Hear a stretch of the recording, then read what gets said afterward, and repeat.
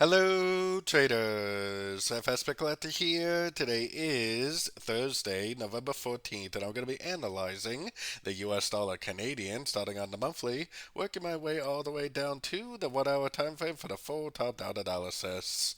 But also, don't forget to check out my website, fxpipcollector.com, if you would like to get access to my swing trade setups, my daily members only live streams on Zoom, and my 34 video trading course, all included for only $30 per month.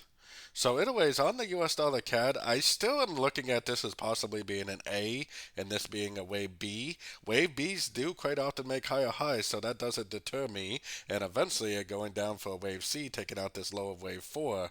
Now, like I've been saying for a week or two, this does not agree with my US dollar analysis.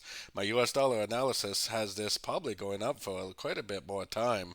And if the dollar goes up, this will go up too. So technically, we should definitely continue to trade with the trend because it could continue to drift up pretty easily. Going down to the weekly time frame, like I was just saying, this looks like a downtrend. It looks like an A. Looks like impulsive up A. Looks like three waves down B. It looks like impulsive up C. If it does turn down and give us a break of structure, then it probably is a wave B. And it probably is going down for the bigger wave C, like I showed on the monthly time frame. If we don't get that turned down, if we don't get that break of structure, we're definitely going to continue to look for longs.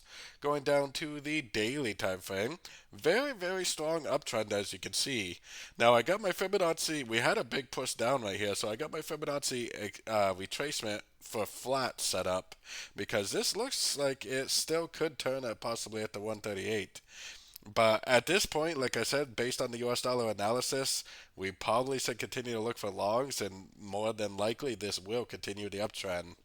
So taking it down to the 4 hour time frame, the thing is for me is it still kind of looks like a possible flat right here, like a big expanding flat, like three waves, 5 waves down, 3 waves up. The 138 is a target for an expanding flat wave C. So if it does go down here, if it does break structure, then it still possibly could be a wave B.